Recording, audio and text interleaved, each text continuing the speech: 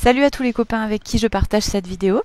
J'ai choisi de faire une vidéo sur mon parage parce qu'on est quand même nombreux à être en recherche de compréhension par rapport aux pieds sans fer de nos chevaux, que ce soit pour être capable de parer soi-même ou pour avoir des billes pour échanger avec le professionnel qui s'en occupe. Avant de commencer, j'aimerais faire quelques précisions. Ce que je vous partage ici, c'est mon parage, celui que je fais au jour J, à l'instant T, en fonction de mes compétences, de mes connaissances, de mes formations, de toute l'information que j'ai pu glaner sur le pied nu depuis quelques années maintenant, et des échanges que je continue à avoir avec des professionnels et des particuliers. Il s'agit surtout d'une vidéo contextuelle, mon contexte mais aussi celui de mon cheval qui a ses propres caractéristiques et son propre contexte de vie et de travail. La vidéo n'est donc surtout pas à généraliser et le parage n'est en aucun cas mon métier. Techniquement, j'applique pas une méthode à proprement parler parmi toutes celles dont on entend parler à l'heure actuelle, mais je sais que ce que je fais se rapproche plus de celle de James Jackson et donc de Pete Ramey, qui se base sur l'observation des repères que donne le pied en lui-même et non pas sur des mesures chiffrées par exemple. C'est une méthode pragmatique et empirique qui oblige à s'appuyer sur l'observation du pied et sur ses tendances naturelles. Cette petite séquence nous permet d'observer la démarche de la jument. On voit qu'elle pose les talons à l'arrière du pied en premier, ici, ou encore ici, mais également au niveau des postérieurs. Ici. C'est selon moi cette démarche naturelle qu'on doit rechercher chez nos chevaux pieds nus pour que les barres jouent correctement leur rôle, pour que la pompe sanguine sous la fourchette fonctionne et pour que le point de bascule en avant du pied évite les éclats en faisant rouler les cailloux, notamment dans des régions comme la nôtre. Les chevaux ferrés auront plutôt tendance à taper la pince en premier. Les chevaux en transition, ce sera à plat, et les chevaux qui ont un fonctionnement pieds nus correct poseront le talon en premier. Si on s'intéresse à l'observation du pied d'achourite vu de dessus, on remarque une paroi lisse, dense et sans éclat. On voit ici le périople, c'est une sorte de petite peau au niveau de la couronne. Elle est bien délimitée, bien dure. On ne remarque pas spécialement d'évasement. Ici on voit que la paroi est relativement rectiligne, bien que la jument pousse un peu en pince ou en babouche si vous voulez. L'écart nous montre que le pâturon et la paroi forment une ligne droite, ils sont dans le même axe. Et d'autre part, que l'angle formé entre la couronne et le sol est d'environ 30 degrés. Ces deux éléments indiquent que vraisemblablement la troisième phalange est à sa place au milieu du pied. Les cernes que je montre ici, ce sont des cernes de compression, ou on peut les appeler autrement. Elles sont provoquées par l'effet de levier du fait que la jument pousse en pince. Ça crée une pression sur la paroi et donc sur la couronne. C'est souvent ces compressions qu'on voit sur les chevaux ferrés au niveau des quartiers. Pour observer le pied du dessous, on va commencer par le nettoyer à l'aide du cure-pied dans un premier temps.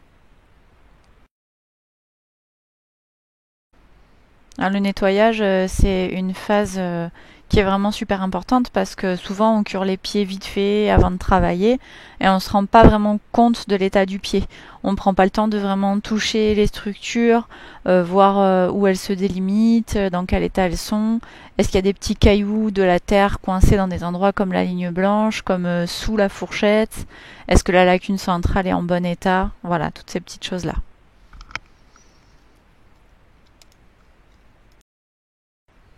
Pour la seconde étape du nettoyage du pied, j'utilise une brosse métallique, en particulier donc dans les lacunes pour bien aller au fond, autour de la paroi pour bien délimiter la ligne blanche et sur la sole pour bien voir son état. Grâce à la brosse métallique, vous pouvez vraiment y voir clair. Même sur un pied mouillé, ça l'assèche. Partant debout, on arrive vraiment à tout éliminer et on peut travailler dans de meilleures conditions. L'idéal étant d'avoir un sol où quand le cheval repose le pied, ça ne se repourrit pas tout de suite bien sûr. Au niveau de l'observation, donc la première chose c'est la hauteur de talon. Les talons sont plus hauts que la sole adjacente. Donc c'est normal, hein, les talons au même titre que les barres, c'est de la paroi. Ça fait 4-5 semaines que la jument n'a pas été parée, donc ça pousse. La deuxième chose, c'est ce canyon là entre la paroi et la sole, au niveau de la ligne blanche. Elle est due à cette sole calleuse que je montre ici, qui est dure, dense, compacte et lisse. Donc c'est le développement normal du pied suite à des chocs sur terrain dur, comme la corne sous nos pieds. On voit qu'il y a la même chose à l'apex de la fourchette et que cette banane, c'est le tout début de la concavité, hein, une espèce de bol, comme on dit. Ensuite, pour jauger la hauteur de talon, il existe de multiples techniques. Moi, tout simplement, j'essaie de voir déjà s'ils sont sur un même axe, s'il y en a un plus en avant que l'autre. Donc là, on voit que c'est pas spécialement le cas. Donc souvent, quand on connaît la démarche de son cheval, ça nous aide un petit peu.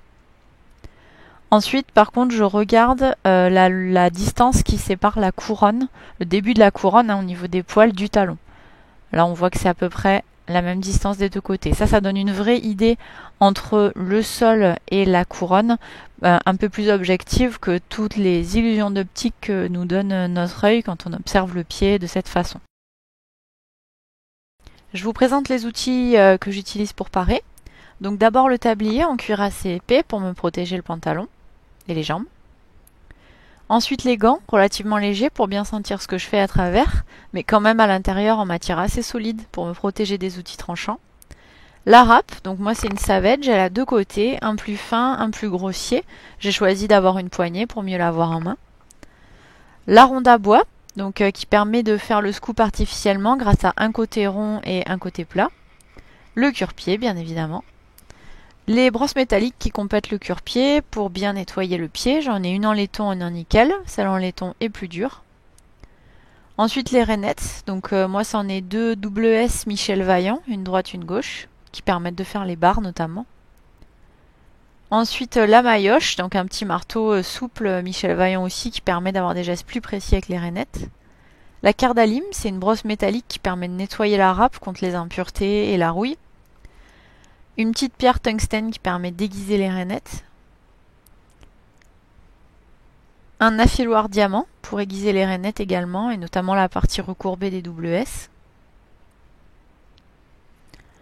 Des petites lames pour les tronçonneuses qui servent aussi à la partie arrondie des rainettes pour aiguiser.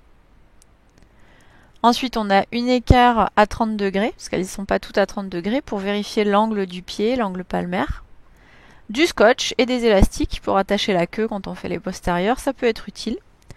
Du WD-40 à passer sur les outils métalliques pour pas qu'ils rouillent. Et un petit feutre rouge pour marquer les zones du pied si on a besoin de repères. Moi j'utilise deux repères. Le premier c'est le milieu de la fourchette comme on voit ici, parce que les barres doivent former une ligne droite entre le talon et le milieu de la fourchette. Et la deuxième chose, c'est l'apex de la fourchette, donc l'avant, à environ 1 cm, parce que tout ce qui va être en pince après ce point, ça va être la partie de la sole que je ne dois absolument pas toucher. Les barres, c'est souvent ce que je fais en premier. Elles doivent former une ligne droite entre le talon et le milieu de la fourchette, mais ça, c'est un repère. Si on observe, naturellement, les barres étant le prolongement de la paroi, la ligne blanche qui la suit, qu'on voit très nettement apparaître ici, donne leur position naturelle.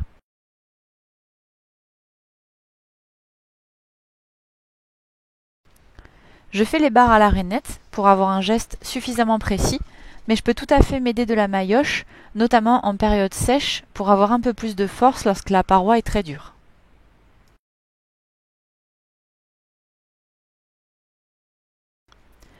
Vous voyez que j'emmène dans le prolongement des morceaux de talon. Le principe, là encore, c'est de suivre un repère donné naturellement par le pied, à savoir la hauteur de la sole adjacente. Je vais donc ramener les talons et les barres au niveau de cette sole ou 1 ou 2 mm au-dessus si une randonnée pieds nus est prévue dans les temps à venir.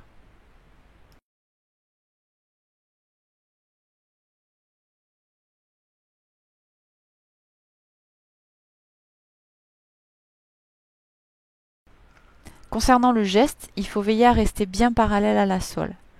De cette manière, les barres seront très bien marquées et elles joueront aisément leur rôle d'arrêtoir sur le sol.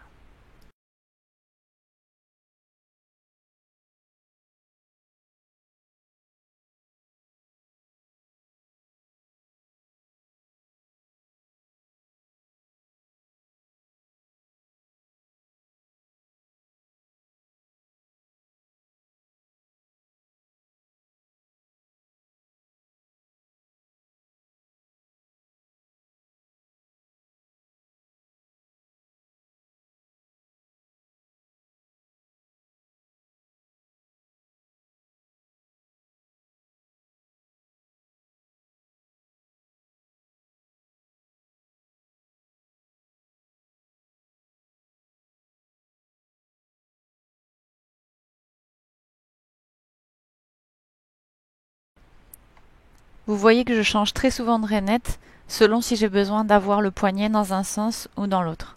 C'est vraiment très pratique.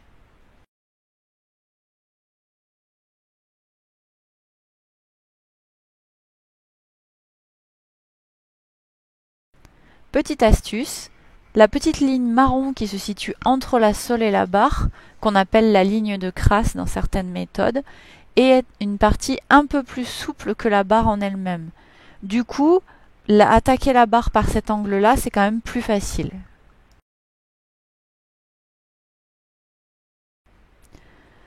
Là, on voit que la barre en interne de l'antérieur a une configuration différente. Elle est un peu plus penchée. Et ça, c'est parce que la jument, elle a des évasements en interne et son pied est plus bas en interne. Elle marche un petit peu vers l'intérieur, si vous voulez. Du coup, forcément, la barre, au lieu d'être droite sur le sol et de s'user droit, s'use de façon penchée.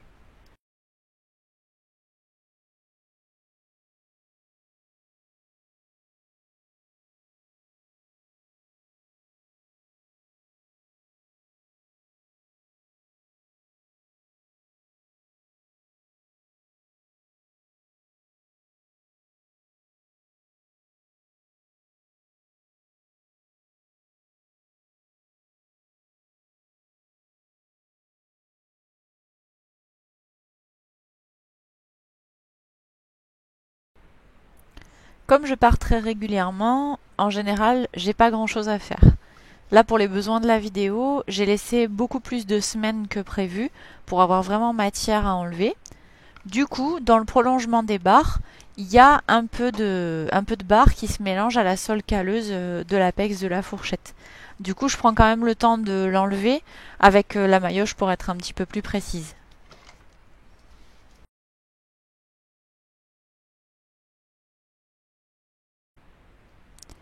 La fourchette, c'est une importante polémique dans le milieu du parage. Alors entre pas y toucher du tout ou la tailler de manière très invasive comme le font certains maréchaux ferrants, il existe toutes les nuances d'habitude. Ce qui est certain, c'est que la fourchette, c'est un élément du pied très important. C'est l'amortisseur. Dessous, il y a la pompe, le coussinet plantaire et la pompe sanguine. Et c'est la partie qui touche le sol en premier qui va amortir, comme on l'a vu tout à l'heure avec la démarche. Donc moi, ce que je fais, c'est que je retire les parties pourries, même quand il y a un tout petit peu de bactéries. Donc quand c'est un petit peu noir, voir que ça sent mauvais par temps humide.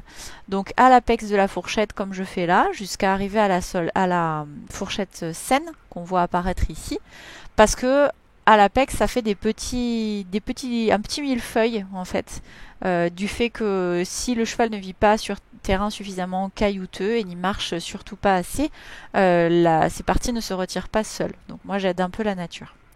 La deuxième chose que je fais, c'est de dégager les lacunes, comme je fais là. Donc avec la rainette, je mets la partie coupante vers la barre qui est dure, qui craint moins que la fourchette qui est souple, où on peut faire pas mal de dégâts assez rapidement. Donc ça me fait un axe pour aller jusqu'à la base des talons. Donc ça me dégage la base des talons et ça m'enlève le petit bourrelet le long de la fourchette qui abrite très souvent des bactéries et à partir de quoi se développe de la pourriture. Là, depuis que je fais ça, j'en ai vraiment beaucoup moins.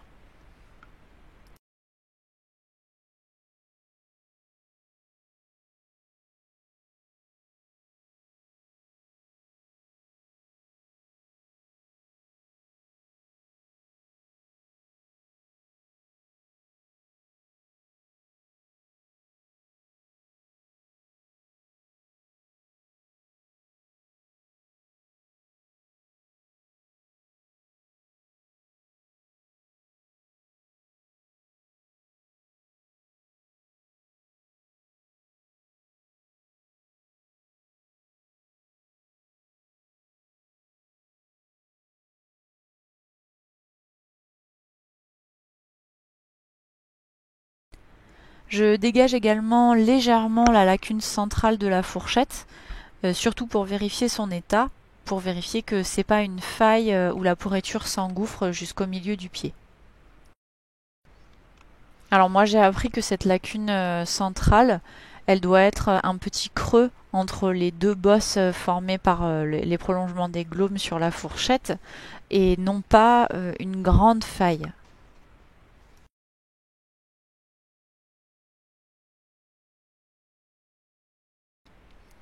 Pour ce qui est de la paroi, je commence avec le côté fin par passer un petit peu partout à plat, très légèrement, de manière à faire apparaître la ligne blanche et les différentes parois, pour avoir des repères et savoir jusqu'où je vais pouvoir parer ou non.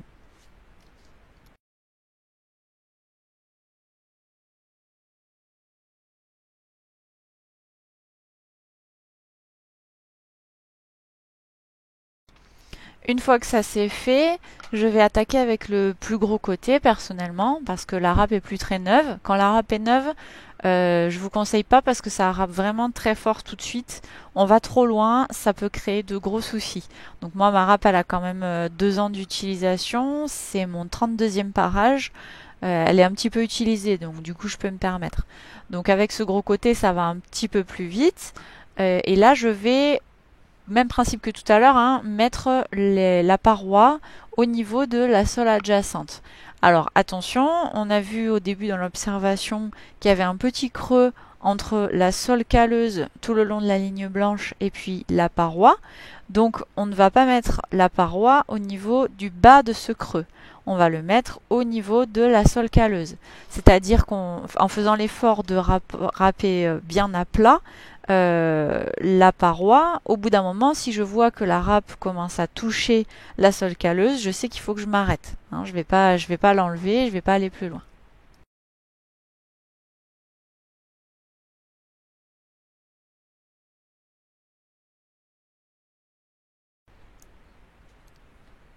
Dans ce râpage, évidemment, je comprends les talons, bien qu'ils aient été prédescendus par les rainettes quand on a fait les barres.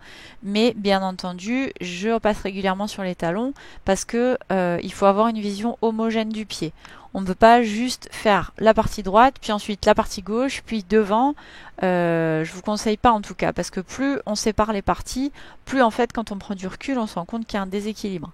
C'est pour ça que je fais des mouvements rotatifs, parce qu'en fait mon œil, il n'arrête pas de tourner d'une partie à l'autre du pied pour que ce soit toujours équilibré, pour qu'on arrive à plat. C'est une mauvaise expression parce qu'on va pas vraiment à plat, je suis le niveau de la sole qui n'est pas plate, mais au moins que ce soit homogène et régulier et qu'il y ait la même quantité de parois partout.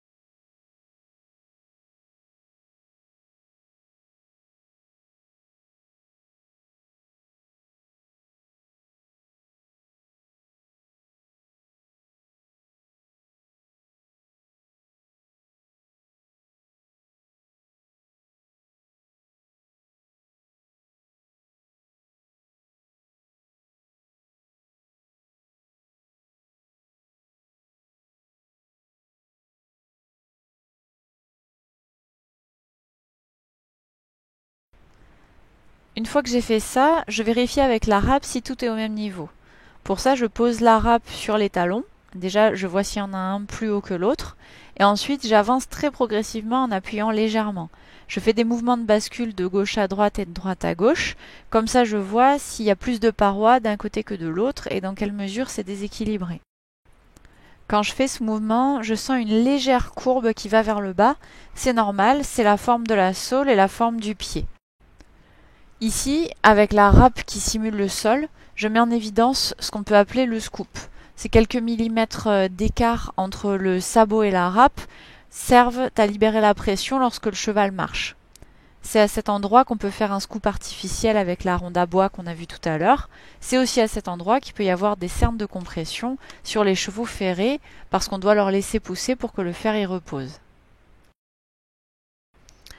Comme ma jument a tendance à pousser plutôt en pince, suite à de nombreux essais, j'ai fini par enlever la paroi jusqu'à quasiment la ligne blanche sur tout le pourtour du pied, mais principalement en pince. Pour ça, je procède en 2 étapes. C'est pour ça que j'appelle ça le chanfrein roll, parce que selon les méthodes, vous entendrez plutôt parler de chanfrein, donc qui est la création d'un angle visant à ce que le pied repose le plus tard possible sur le sol en poussant et que ça fasse donc le moins d'effet de levier possible. Ou vous entendrez parler de roll, donc du verbe rouler en anglais, qui est le fait d'arrondir la paroi tout autour pour que les cailloux roulent plutôt que de venir casser la paroi par des chocs sur un angle. Donc moi je fais un mix des deux. Je commence par faire un léger chanfrein, donc je donne un léger angle à ma râpe et je râpe en commençant par la ligne blanche que je peux atteindre avec cet axe et comme on disait tout à l'heure que je ne peux pas atteindre en râpant à plat étant donné qu'il y a la sole calleuse.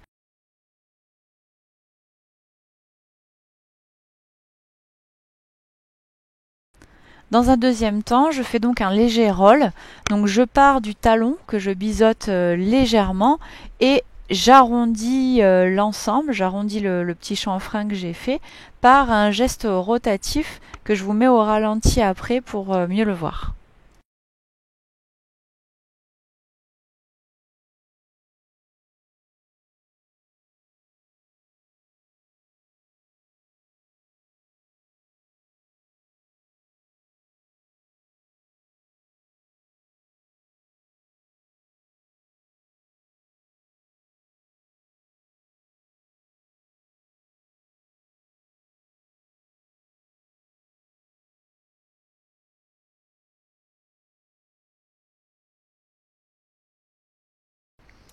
Je pense que vous le voyez, je suis assez maladroite avec ma main gauche.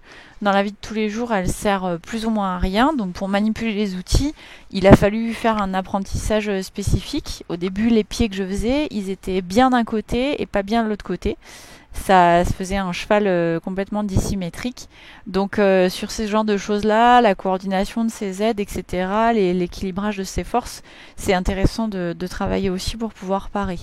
Donc en l'occurrence, pour râper, je me suis adaptée en tenant la râpe avec les 2 mains. Donc il y en a une à l'arrière, entre guillemets, qui pousse, et puis celle à l'avant qui dirige.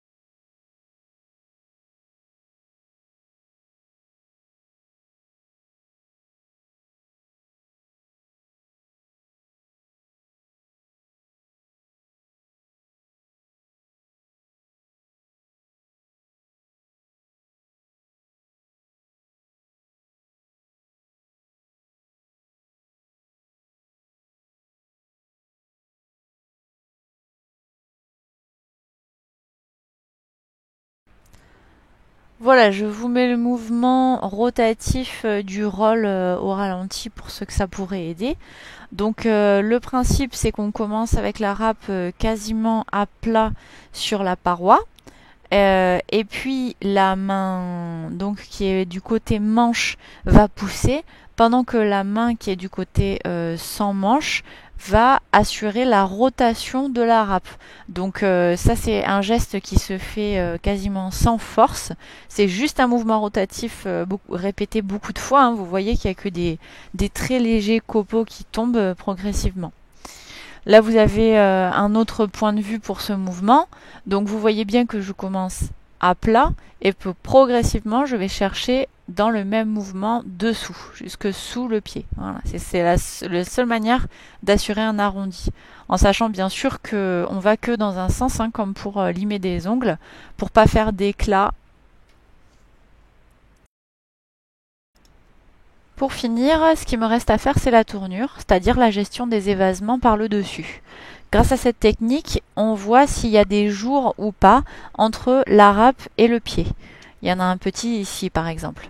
Et ça nous indique qu'il y a un évasement. Mais comme je vous ai dit tout à l'heure, ma jument pousse en pince, donc c'est pas étonnant. Pour rectifier ces petits évasements, on va se servir de la râpe de l'avant du pied vers l'arrière et puis du haut vers le bas. Les deux combinés avec plus ou moins d'angle selon ce dont on a besoin. Du coup, le trépied va nous aider pour ça, puisqu'évidemment au sol on serait limité. Donc là, attention, il faut un cheval qui tienne bien, qui s'appuie bien sur le trépied, un trépied qui soit stable, et puis quand même garder une position de sécurité au cas où le cheval reprend le pied. Du coup, avec ma râpe, je vais enlever un peu de paroi au bout du pied, donc à partir du moment où il y a un angle, où l'évasement commence, et je vais vérifier très régulièrement où en est l'évasement pour pas râper dans le vide. Vous voyez que là aussi, je fais à chaque fois pour finaliser un petit mouvement rotatif, un petit mouvement de roll à partir du dessus sur le même principe pour pas casser ce qu'on a fait par-dessous, évidemment.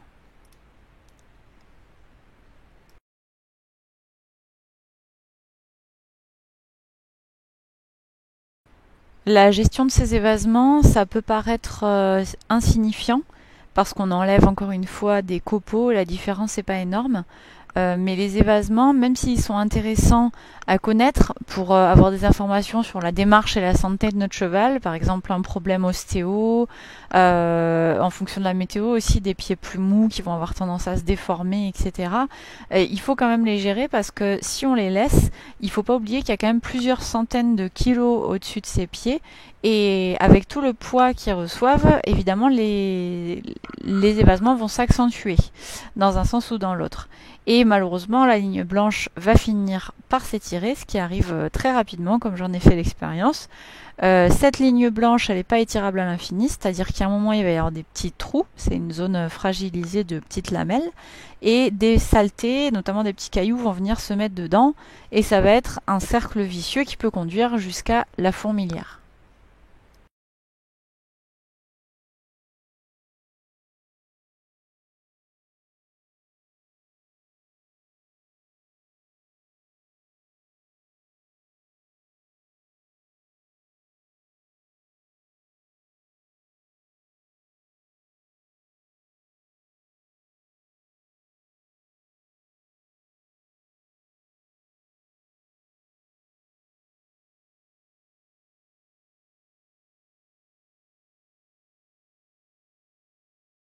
Ouf, ça y est, c'est fini. Bon, la mauvaise nouvelle, c'est que les chevaux ont 4 pieds. Mais quand on aime, on compte pas, n'est-ce pas?